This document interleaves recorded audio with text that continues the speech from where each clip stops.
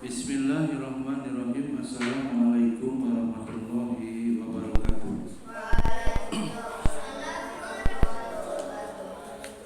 Alhamdulillah wassalatu wassalamu ala Rasulillah wa ala alihi wa sahbihi wa mawala. La haula wala quwata illa billah. Rabbi shrah li sadri wa yassir li amri wahlul 'uqdatam min lisani yafqahu qawli. Amma ba'du, puji dan syukur marilah kita panjatkan kehadirat Allah Subhanahu wa taala atas segala curahan nikmat dan karunia-Nya. Alhamdulillahirabbil alamin. Pada sore hari ini kembali kita bisa hadir di mushola ini untuk melanjutkan majelis ilmu kita, yang mana pada sore hari ini kita akan membahas kitab Adabul Alim wal Muta'alim yang dikarang oleh Hadratus Syekh Haji Muhammad Hasyim Asy'ari, pendiri Jamiah Nahdlatul Ulama.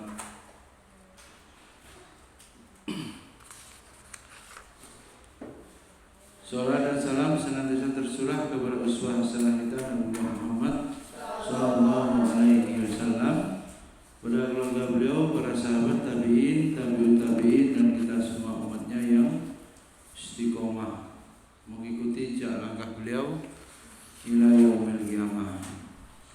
Para santri yang berbahagia, kitab Adabul Alim wal Muta'alim Fima yahtaju ilaihi al-muta'allim fi ahwali ta'allumihi wa ma yatawaqqafu ilaihi al-mu'allim fi maqamati ta'limihi. Kita akan mengkaji kitab Adab Alim wal Muta'alim, di mana dikarang oleh Hadratus Syekh Haji Hasyim Asy'ari. Sebab apa? Kitab ini sangat penting bagi para santri. Sangat penting bagi para santri karena berisi tentang panduan adab dalam mencari ilmu. Dulu setelah kita mengkaji kitab Ta'lim al-Muta'allim karya Syekh Az-Zarnuji, Ta'lim Muta'alim, udah itu sering disampaikan oleh Bimumin, ya. Kali ini Abi ingin melengkapi hasanah pengetahuan kita tentang adab mencari ilmu dari kitab Adabul Alim wal Muta'alim. Pesan, apa nama judul kitabnya? Adabul Alim wal Muta'alim. Yang mengarang Hasyim Asy'ari adalah pendiri Nahdlatul Ulama. Beliau dalam kitab ini, ya, Kiai Haji Hasyim Asy'ari menekankan dua poin besar, yaitu adab orang yang berilmu dan orang yang mencari ilmu. Semuanya harus punya adab, baik menjadi santri maupun menjadi guru. Ya.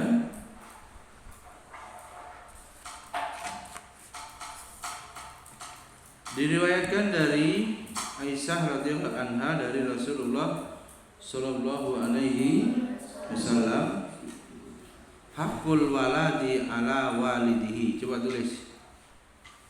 Ayyuhsina ismahu wa yuhsina mardahu wa yuhsina adabahu. Hakul waladi, biasa nulisnya. Imla, coba perhatikan, belajar imla, Yan. Ha, qaf, tasdid, doma. Hakku. Tulis. Tadi udah belajar imla tadi yang taruh, ya. Ayo dengarkan. Hakku, alif, lam, wawu, lam, dal, al waladi. Biasa. Hakku al-waladi. Wanya pendek. Alif, alif lam wawu lam dal hakul waladi. Udah? Ala biasa ain lam alif bengkok ya ala. Udah? Ki, pilih mana Ki? Bentung kamu nanti. Kenapa kamu nulis? Ini bandel, gimana kamu bisa nulis lu? Ala walidihi. Ini melawan aturan terus lu. Sudah? Apanya? Walidihi biasa wawu alif lam dal ha. Ha yang angka 5 itu. An alif hamzah fathah nun mati an. Walidihi an yuhsina biasa yuhsina. Ya ha sin ya ha sin nun yuhsina. Biasa aja yuhsina. Ismahu biasa ismahu alif sin mim ha. Ismahu.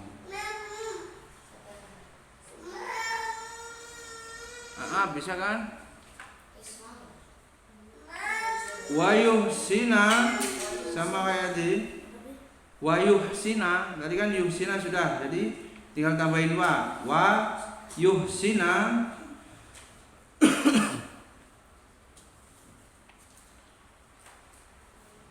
Wayuhsina mardoahu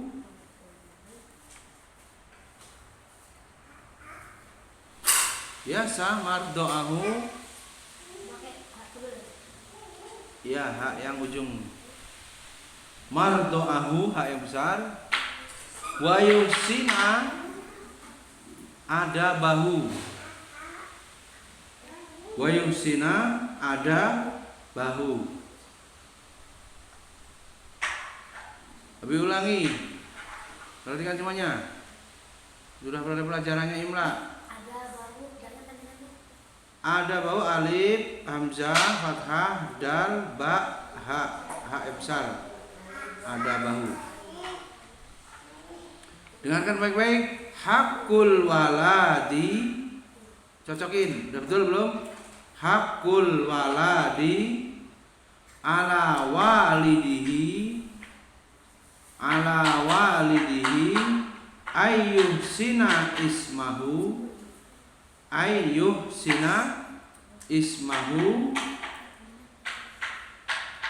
yuhsina mardoahu wa yuhsina ada bahu. Aska ulangi. Udah benar belum?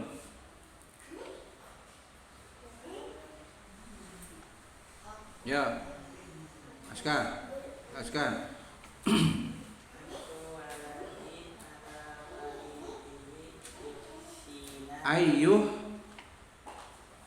Ayyuhsina ismahu wa yuhsina mar'ahu wa yuhsina ada bahu. Ya Aab baca. Hakul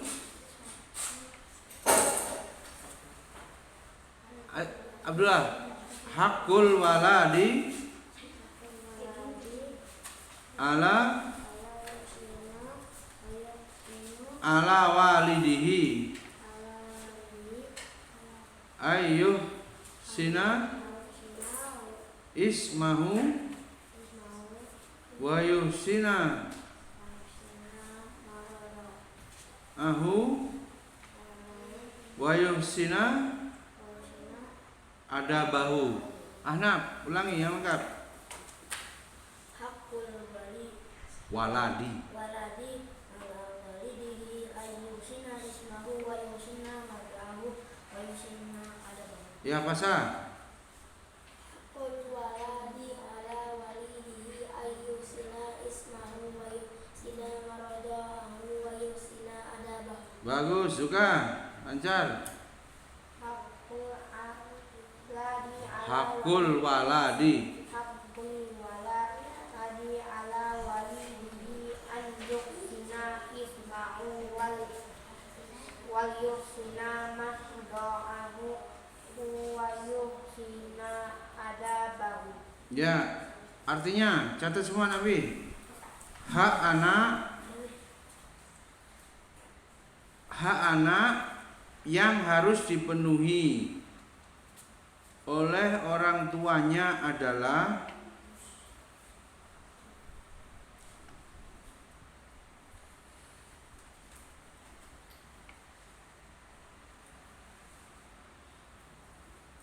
udah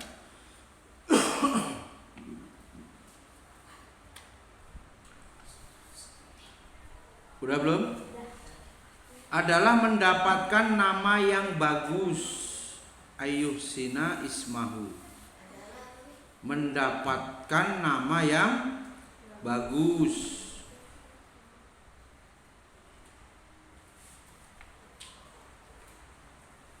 Koma, air ASI ibu yang baik. Koma,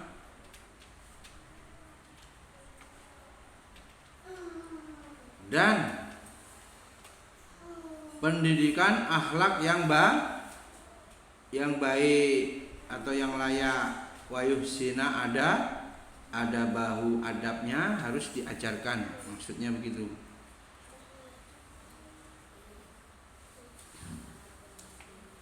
Coba ulangi Kak Aska, artinya tadi hak anak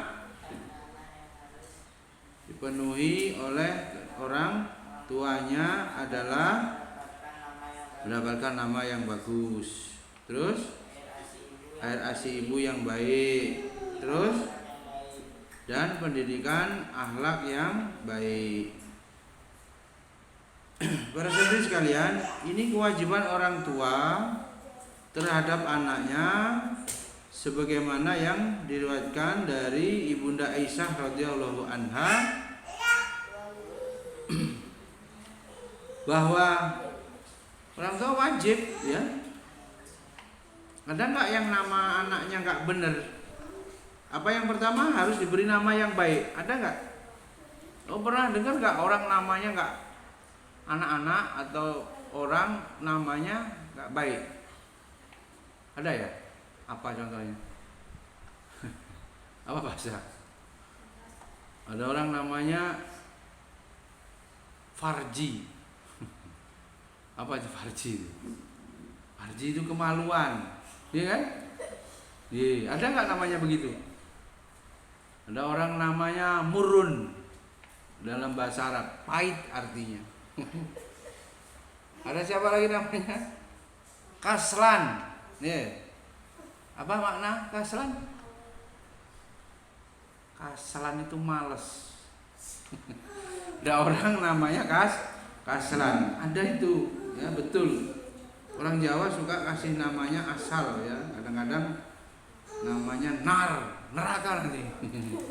Ya. Nar apa coba? Nanti ujungnya neraka. Sunar, apa coba itu? Sunya apa? Tinggal nar itu neraka, nanti bahaya. Oleh karena itu orang tua ya harus hati-hati karena nama mengandung doa. Kapan disebut namanya? Gibran. Wah, Raka Buming, anaknya Pak Jokowi ya. Iya, nanti itu sebagai sebuah doa. Kalau Kintaro ini artinya apa? Orang Jepang, nama Jepang artinya apa sih? Kamu harus tanya bapak kamu tuh, ya.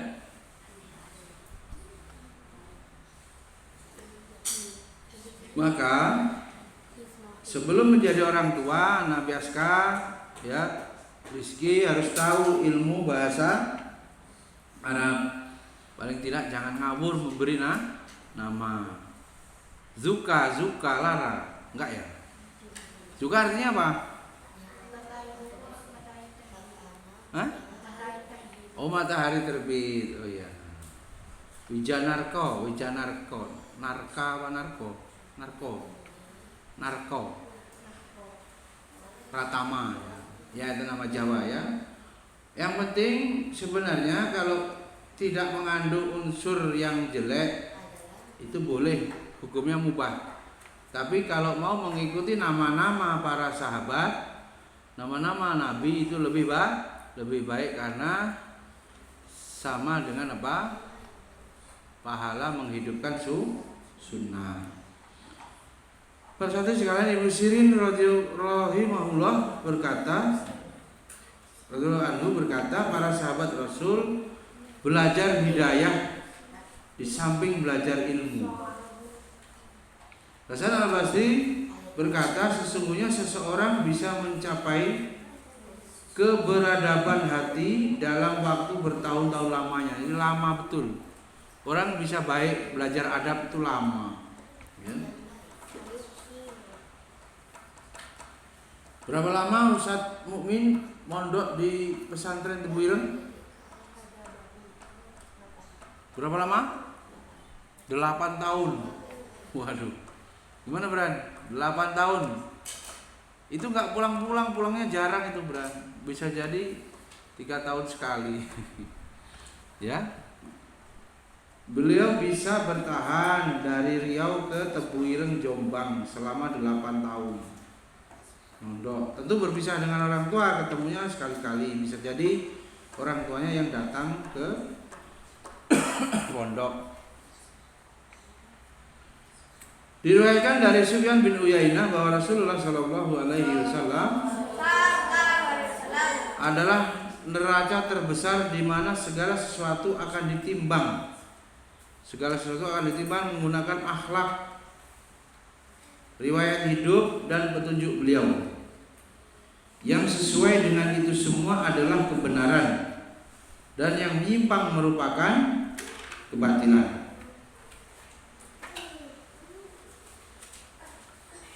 Dari hadis tadi, setelah dikasih nama yang baik disuruh apa? Diberi apa? ASI, air susu ibu yang baik. Jadi ibunya harus apa ya? Menyusui. Itu hak. Anak harus disusui ibunya bahkan selama 2 tahun penuh. Kemarin ya? Wal walidatu yurdina haulaini kamilaini kan? Liman yutimma radha'ah. Jadi seorang ibu menyusui anaknya selama 2 tahun. Kalau orang sekarang tidak mau menyusui ibunya, menyusui anaknya karena ibunya berkarir, itu dosa itu ibunya. Ibu-ibu yang bekerja mengutamakan karir padahal suaminya tidak cacat atau tidak uzur, masih bisa menafkahi, mungkin tidak cukup atau pas-pasan. Seorang ibu itu masih seorang ibu memilih dia untuk bekerja. Akhirnya apa? Susah untuk menyusui anaknya, maka dia berdosa. Karena itu perintah. Ya, perintah Quran ditegaskan dalam hadis, seorang ibu wajib memberikan ASI kepada anaknya. Dia punya dosa. Jadi bukan hanya anak aja berdosa kepada orang tua bisa berdosa kepada anak. Dalam hal ini tidak mau menyusui. Ya, apalagi membangkang aturan agama, ya, double. Kemudian yang ketiga apa Nabi? Dan pendidikan akhlak yang layak, yang baik. Wa yuhsina adabahu. Kalau begini ceritanya, wajib orang tuanya itu paling beradab dulu, ya kan? Orang tuanya apa? Gurunya. Coba perhatikan. Di sini diperintahkan Nabi yang harus beradab duluan, orang tua apa guru? Orang tua. Mana ada anak bayi sekolah? Belum ada, ya. Sejak lahir semuanya diurus oleh orang tua. Maka orang tua yang beradab itu menjadi tuntutan yang harus dipenuhi. Main-main, ya. Setelah dia beradab, baru dia punya anak keturunan, supaya anak keturunannya itu juga beradab, karena itu perintah. Ya. Tentu 1 tahun, 2 tahun, 3 tahun, 4 tahun mungkin mulai sekolah. Sekolah pun 4 tahun, sekolah apa yang lama? Paling karena ada model tahfiz aja bisa pulang jam 4. Tapi kalau sekolah biasa paling pulang jam 10. Setelah itu siapa yang menemani anak itu? Tentu orang tuanya lagi. Maka guru pertama adalah orang tua. Sampai kemudian TK, ya. Sama juga TK paling pulang jam 12, setengah 1. Paling lama ya, sehari jam 4. Lanjut SD, tetap saja kembali kepada kedua orang tua. Sebab memang yang akan dihisap, ya. Nih, terus yang akan dihisap. Dihisap itu apa? Dimintai pertanggung jawaban terhadap anaknya adalah orang tua. Guru apa orang tua yang akan ditanya ya Allah? Kalau anaknya nggak sholat, orang tua tidak akan ditanyakan kepada guru. Guru ditanyakan sesuai tugasnya. Guru fikih mengajar fikih sholat, sudah diajarkan, sudah bisa, tinggal orangnya menjalankan, tidak ditanya lagi. Ya, jelas sampai sini ya Nabi? Semuanya. Ada pertanyaan? Boleh tanya? Ada pertanyaan nggak? Ingatkan Nabi boleh di sela-sela ini bertanya, biar kamu tidak ngantuk ya di saum hari ini ya. Kemudian Hubaib bin As-Syahid berkata pada putranya, bergaulah dengan ahli fikih. Tulis. Kalau cari teman, ya, disuruh cari teman. Menurut Hubaib bin As-Syahid, siapa namanya tadi? Tulis yang benar. Hubaib bin As-Syahid. Hubaib H-U-B-A-I-B Hubaib bin As-Syahid. Kamil, biarin. Mbak Lian biarin. Umumnya sendiri. Apa kata beliau? Beliau menasihati putranya, bergaulah dengan ahli fikih. Bergaulah dengan ahli fikih dan belajarlah akhlak dari mereka. Iya, bisa berteman dengan ahli fikih dan belajarlah akhlak kepada atau dari mereka.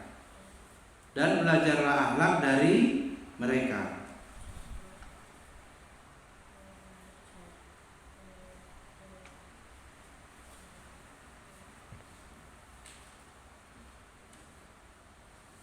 Sesungguhnya itu lebih menyenangkanku daripada sekedar belajar hadis. Sungguhnya itu lebih menyenangkanku daripada sekedar belajar hadis.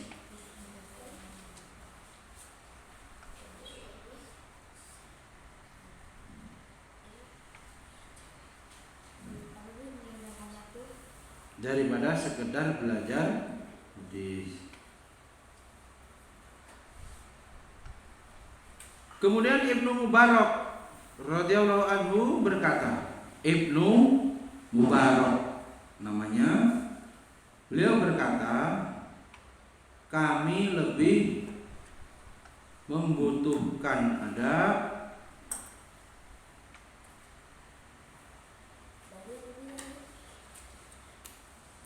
dari apa? Kami lebih membutuhkan adab yang sedikit daripada ilmu yang banyak. Kami lebih membutuhkan adab yang sedikit daripada ilmu yang banyak. Ya. Jadi di sini Ibnu Mubarak, ya. Kalau dari awal kita ulas sebentar tadi. Apa tadi? Hubaib ya menyuruh anaknya untuk cari teman. Cari teman itu yang temannya apa? Ngerti ilmu fikih, ya. Temannya yang ngerti ilmu fikih. Bukan orang yang biasa-biasa, rugi ya. Jadi teman yang pinter ilmu fikih. Jadi nanti kalau ilmu fikihnya, orang yang punya ilmu fikih itu dia akan bijaksana. Dia akan memiliki kebijaksanaan dan kearifan dalam bersikap, ya, dalam beradab. Sehingga ketika kita berteman dengan dia akan memantulkan atau memberikan pengaruh positif kepada diri kita, menjadi orang arif, menjadi orang yang bijaksana. Kelantaran keluasan ilmu fikih yang dia kuasai. Sehingga bergaul dengan orang yang baik seperti bergaul dengan penjual minyak wangi. Jadi kita akan ikut merasakan manfaat kebaikannya. Kemudian juga kita harus mengutamakan adab daripada ilmu. Gitu. Sebagaimana para ulama dulu, seperti yang disampaikan tadi, Ibnu Mubarak mengatakan, apa katanya? Kami lebih membutuhkan adab walau sedikit daripada ilmu yang banyak. Sebab ilmu yang banyak ini Nabi kalau tidak diimbangi dengan pensucian jiwa, adab yang baik, akan mudah membuat orang itu sombong. Dan kalau sombong, nanti bangga diri, ujub. Bahkan orang itu bisa menjadi jahat, ya, lantaran ilmunya. Karena dia yang merusak apa-apa itu kan yang pinter, ya. Yang bisa mencuri listrik, ya yang tahu listrik, kan begitu ya. Yang merusak agama, orang liberal, ya yang tahu agama. Ahlinya itu, ya.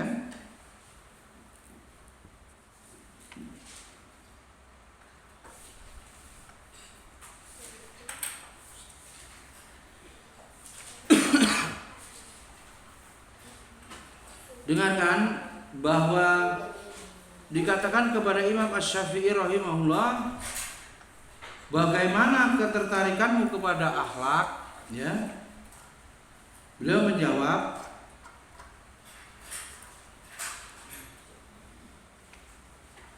ketika aku mendengar satu huruf darinya, anggota badanku merasa nyaman, seolah memiliki pendengaran yang dapat menikmatinya. Jawab beliau, Imam Syafi'i ini ditanya, bagaimana pencarianmu kepada adab? Sikap Imam Syafi'i terhadap adab. Ternyata beliau dalam mencari adab seperti seorang ibu yang kehilangan anak satu-satunya. Coba bayangkan, Imam Syafi'i belajar adab itu semangatnya, ya, atau motivasinya, ya, itu seperti seorang ibu yang mencari anaknya satu-satunya yang hilang. Anaknya hilang dan itu anak satu-satunya. Kayak apa itu? Pernah lihat itu kucing ya atau ayam ya? Ya kucing ya, anaknya dibuang ya. Mau nyari itu soalnya. Itu kucing. Lagi manusia. Dan Imam Syafi'i itu seperti itu, pedulinya sangat menghajatkan, sangat butuh kepada adab itu, sikapnya sampai seperti itu. Jika main-main, ya, belajar adab itu butuh kesabaran, ya, waktu yang panjang, ya, dan juga butuh keuletan, ya, gak gampang untuk jadi orang beradab itu. Ujiannya banyak, ya, tempaan, halangan, rintangannya banyak. Kemudian sebagian ulama berkata, tauhid membawa iman. Barang siapa yang tidak memiliki iman, berarti tidak mempunyai tauhid. Iman mendatangkan syariat. Barang siapa yang tidak mempunyai syariat, maka tidak akan memiliki iman dan tauhid. Syariat menyebabkan munculnya akhlak. Barang siapa yang tidak beradab, sama dengan tidak mempunyai syariat. Naudzubillah. sama dengan tidak mempunyai iman, dan sama dengan tidak mempunyai tauhid. Ini nggak main-main Nabi sekalian ya. Adab ya. Adab itu sangat penting. Bahkan urutannya lebih penting daripada ilmu. Karena itu pelan-pelan ya. Adab ini bukan hanya sekedar antum semuanya sopan kepada guru, nunduk-nunduk apa cium tangan, bukan. Adab itu meletakkan segala sesuatu pada tempatnya sesuai dengan harkat dan martabat dalam pandangan Allah. Ya. Kalau sekarang adab kepada Allah bagaimana? Ketika azan ya, segera bergegas. Ketika ada perintah segera disambut. Ketika ada larangan-larangan di dalam Al-Quran segera dijauhi. Hakullah 'alal ibad, hak Allah atas hamba yaitu apa? Diibadahi. Allah hanya minta itu. Ya, dan ibadahku itu pun yang kita kerjakan manusianya masih pamrih, masih ngarep-ngarep pahala. Padahal segala nikmat telah Allah beri, tiada henti. Ada Allah berhenti memberikan nafas, berhenti memberikan oksigen, berhenti memberikan rezeki? Oh enggak ada. Terus jantung terus berdetak, darah terus mengalir, mata terus bisa melihat. Selamatlah matanya masih jelas, mata Abi ini enggak jelas obat itu. Buram, ya, makin buram, enggak terang. Coba perhatikan ya, para santri semuanya nggak main-main, kita harus belajar adab. Kemudian adab kepada Rasul tentu ya, dari segala perkataan ya, qaulan, fi'lan ya, takrir, ketetapan Nabi kita benarkan, kita membenarkan abduhu wa rasuluhu. Bahwa Rasulullah adalah hamba Allah, bahwa Rasulullah adalah utusan Allah, abduhu wa rasuluhu. Maka kita harus menetapkan kedudukan Rasul sesuai pada tempatnya, sesuai harkat dan martabatnya. Kemudian adab kepada orang tua ya, kepada orang tua. Ya, adab kepada Allah, adab kepada Rasul, adab kepada orang tua. Orang tua ini tidak boleh dibantah kecuali perintahnya syirik ya. Syirik, perintah kedukun, perintah apa? Membakar dupa tertentu, perintah membawa benang-benang jimat ya. Perintah hadir di acara Natal misalnya, syirik. Perintah-perintah yang bertentangan dengan akidah boleh dilawan, tapi selain itu tidak boleh dibantah. Wala taqula ufin wala tanharhuma. Janganlah kamu berkata dan jangan berkata membentak ya. Sekalipun orang tua itu kafir itu, wasohibuma fid dunya ma'rufah, dan terus mempergauli dalam arti bermuasyarah bil ma'ruf. Kemudian adab kepada guru para santri ya. Jadi sama guru itu. Sekarang begini, kalau faktanya ya, ini santri perhatikan misalnya, santri ini sejak kecil ya mondok ya. Kalau nggak mondok memang berbagi-bagi lah ya. Kalau mondok ini bisa melimpah apa? Kewajiban itu tanggung jawab itu full kepada guru yang ada, pengasuh yang ada di pesantren. Bayangkan seperti saat mukmin yang 8 tahun pulangnya belum tentu itu 3 tahun atau 2 tahun, bahkan orang tuanya yang datang ke Jombang. Maknanya apa?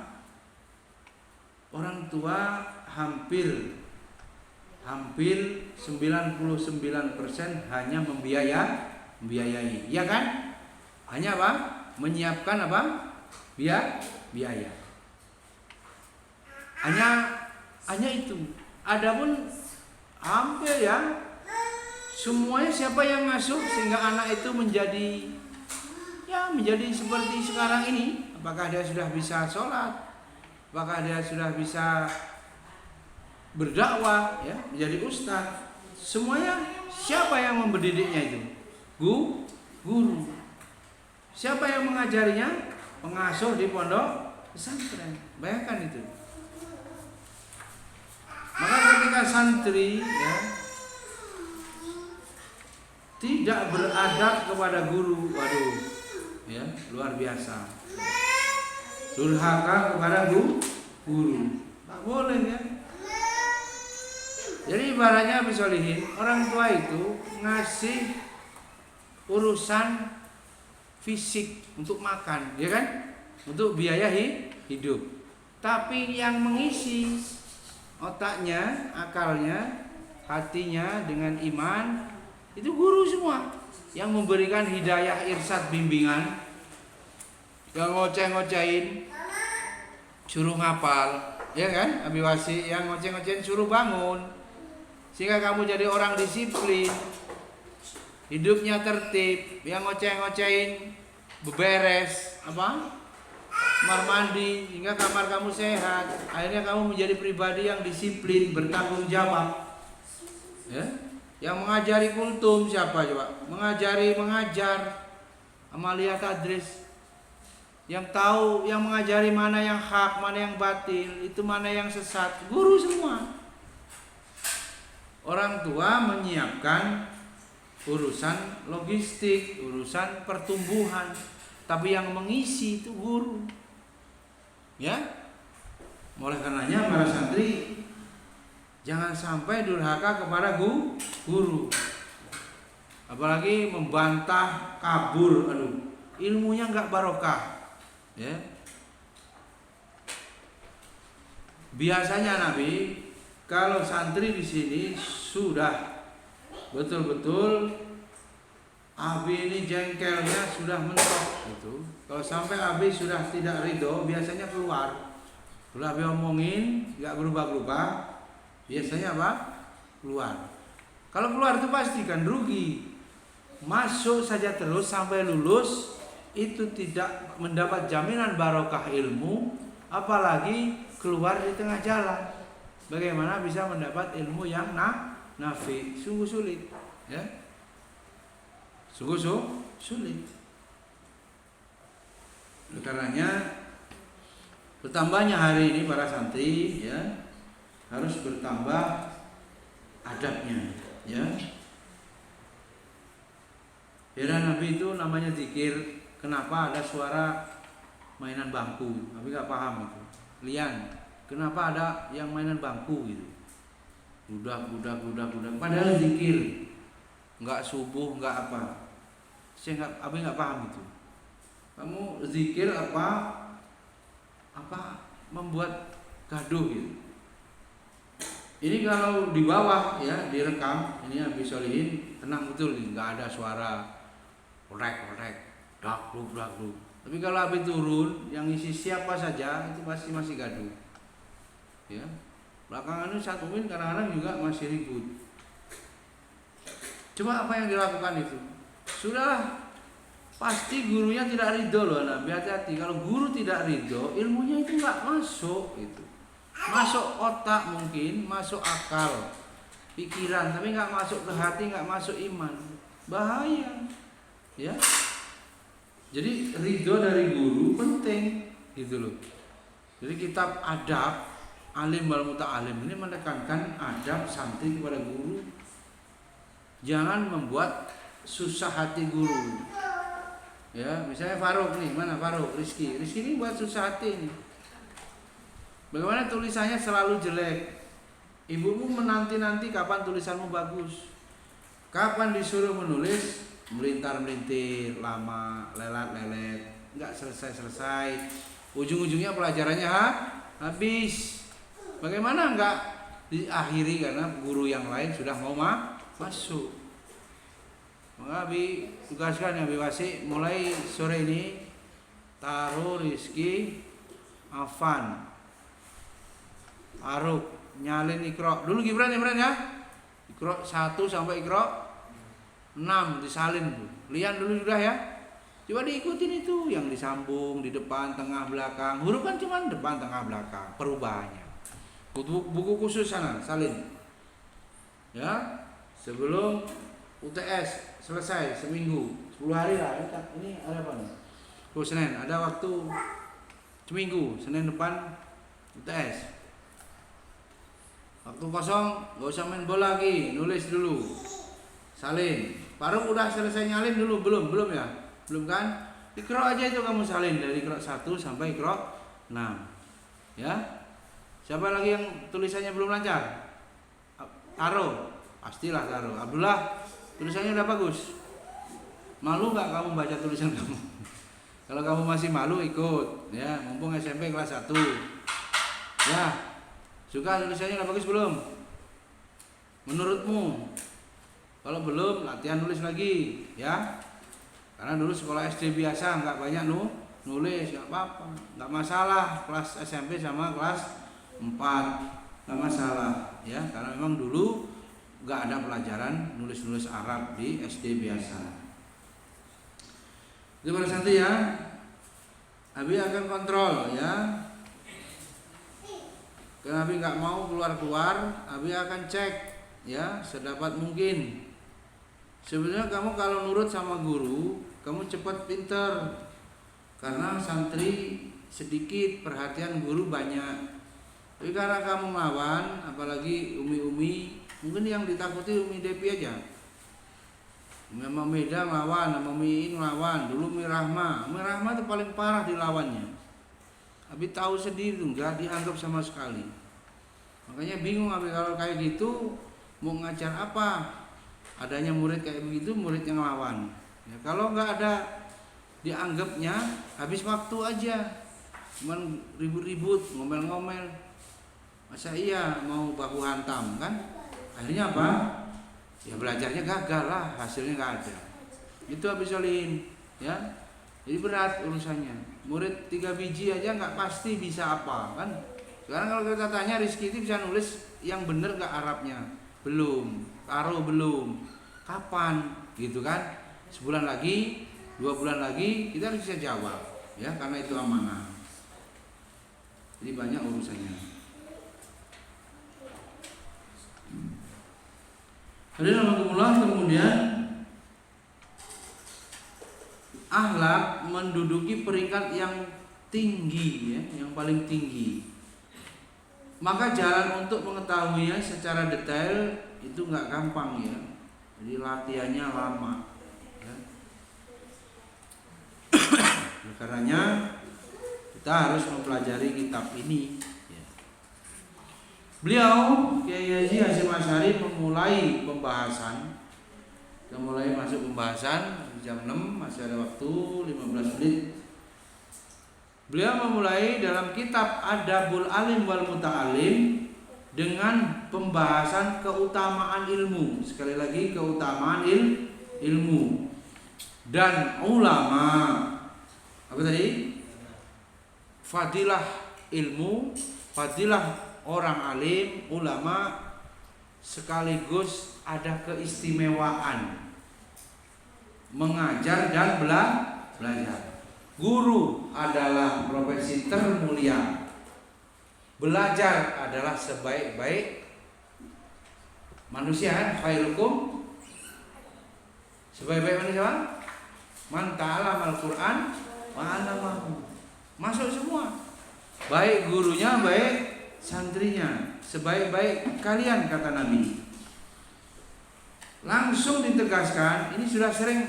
Coba kalau ini dicek Abi Wasi, Aska, Ahnaf yang sudah lancar, tolong ceramah tentang keutamaan ilmu, kultumnya, ya. Yarfa'illahul ladzina amanu minkum wal ladzina utul ilma darajat. Lian, ya, biar paham bahwa apa yang kamu cari ya, bapak mau membayar kamu di sini ini nggak gampang loh ya, jutaan gitu. Kadang-kadang bapakmu pulangnya malam tuh kerjanya ya, bolak-balik tuh, kadang siang suruh tidur, malam suruh kerja, kan payah tuh yang shift di pabrik. Cuma untuk ilmu ya. Yarfa'illahu alladzina amanu minkum. Ini yang pasti jaminan. Ya. Jadi Allah akan meninggikan ya orang-orang yang beriman, walladzina utul ilma, dan orang-orang yang berilmu di antara kamu, darajat. Beberapa derajat ini maknanya makom. Ya, status yang asli loh ya. Kalau manusia di dunia ini muji-muji ya, wah orang itu hebat ya, gelarnya ini. Apa itu? Itu suka-suka palsu ya. Tapi kalau Allah menetapkan kita masuk dalam kategori orang-orang yang alim dan diberi derajat tinggi oleh Allah, itu yang hakiki. Nggak mungkin Allah itu carmuk ya. Cuman kamu plase, nggak mungkin ya. Jelas ya? Ya, ini Allah akan mengangkat derajat orang-orang yang berilmu, ulama, sebab apa yang mereka kumpulkan dari ilmu dan amal. Ibnu Abbas, sahabat Nabi radhiyallahu anhu, berkata, ada rinciannya ini. Perhatikan semuanya. Derajat ulama di atas derajat orang beriman. Bagaimana? Derajat ulama di atas derajat orang yang beriman. Berarti paling tinggi apa? Ulama. Selisihnya 700 derajat. Ya Allah.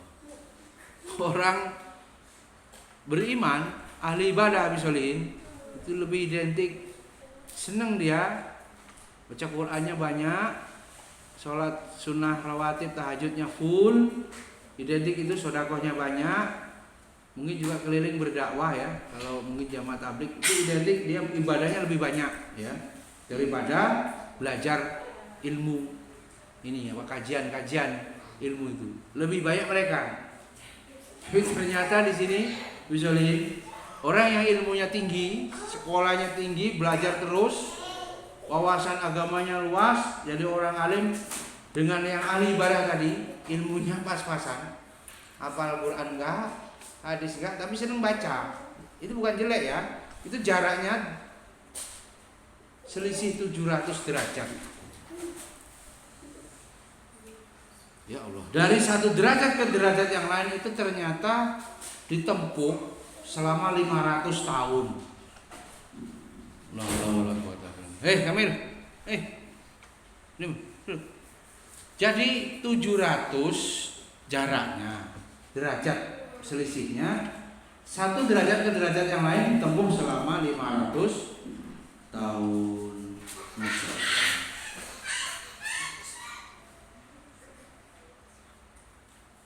Hadirin kemudian surat Ali Imran. Tadi surat Al-Mujadilah ayat 11, sekarang Ali Imran ayat 18. A'udzubillahi minasyaitonirrajim. Syahidallah annahu la ilaha illa huwa wal malaikatu wa ulul ilmi qa'iman bil qis la ilaha illa huwal azizul hakim. Ali Imran ayat 18. Quran surat Ali Imran ayat 18. Allah menyatakan, bersaksi, syahidallah, bahwasanya la ilaha illahu, bahwa tidak ada Tuhan melainkan Dia yang berhak disembah, wal malaikah, yang menegakkan keadilan, wa ulul ilmi qa'iman bil qis, dan para malaikat dan orang-orang ulul ilmi yang berilmu. Dan orang-orang yang berilmu juga menyatakan yang demikian itu. Allah Ta'ala memulai ayat itu dengan menyebutkan namanya, yaitu Syahidallah. Lalu kemudian Allah menyebutkan nama makhluknya pada urutan kedua, yaitu nama malaikat, wal malaikah. Lalu perhatikan ayat itu kemudian kata berikutnya disusul dengan wa ulul ilmi qaimah, yaitu pada susulan atau disusul pada kata yang berikutnya adalah ahli ilmu pada urutan ketiga. Persantri sekalian cukup ya, cukuplah ini sebagai dalil bagi kita, bagi antum sekalian untuk mendapatkan kemuliaan. Ya, Masya Allah, keutamaan, keagungan dan kebaikan. Jadi di sini Allah jelas-jelas memuliakan ilmu dan tentunya memuliakan orang yang mempelajari ilmu. Itu surat Ali Imran ayat 18. Kemudian surat Fatir ayat 28 juga terus mengingatkan kita, innama yakhsyallaha min ibadihil ulama. Sesungguhnya yang takut kepada Allah di antara hamba-hambaku hanyalah ulama, orang-orang yang berilmu. Fatir ayat 28. Quran surat Fatir ayat 28. Ini dilengkapi catatannya Nabi, innama yakhsyallaha min ibadihil ulama. 3 ayat itu antum hafalkan, kultum, selesai. Judulnya apa? Keutamaan ilmu dan ulama. Boleh juga ditambah keistimewaan mengajar. Ada juga surat Bayyinah. Udah hafal semua Nabi? Surat Bayyinah ayat 7 sampai 8. Innal ladzina amanu wa amilus sholihati ulaika hum khairul bariyah jazaohum inda rabbihim khalidina fiha abada radhiyallahu anhum wa radu an dzalika liman khasyiya. Sungguhnya orang-orang yang beriman dan mengerjakan amal soleh, mereka itu sebaik-baik makhluk. Kalau sejelek-jelek makhluk apa?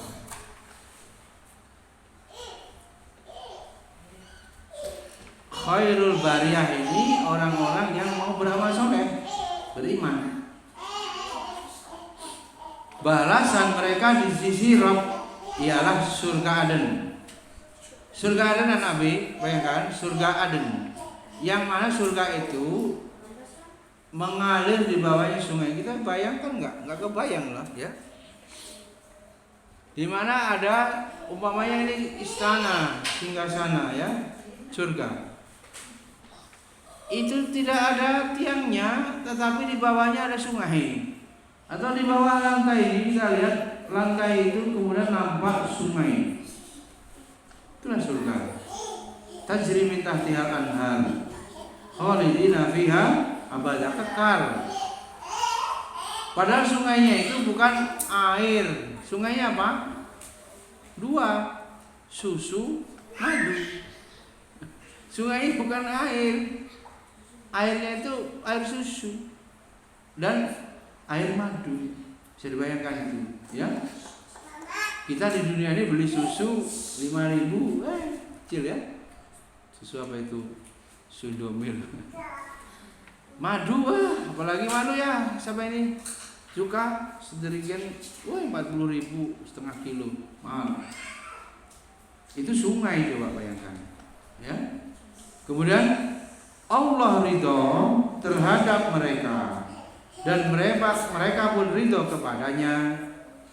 Yang demikian itu adalah balasan bagi orang-orang yang takut. Zalika liman khasyya rabbah. Yang takut tadi hanya ulama, gitu kan? Yang paling tinggi ilmunya itu yang takut, gitu. Kalau takut kepada Allah, caranya gimana? Mendekat kepada Allah dengan kamu beribadah. Cara mendekat kemana sudah? Tidak ada yang dicintai oleh Allah untuk mendekatkan diri kepada Allah kecuali dengan mengamalkan yang wajib, lalu mengamalkan yang sunnah. Ya, jadi menjadi hamba Allah yang ditakut ini bagi orang yang takut.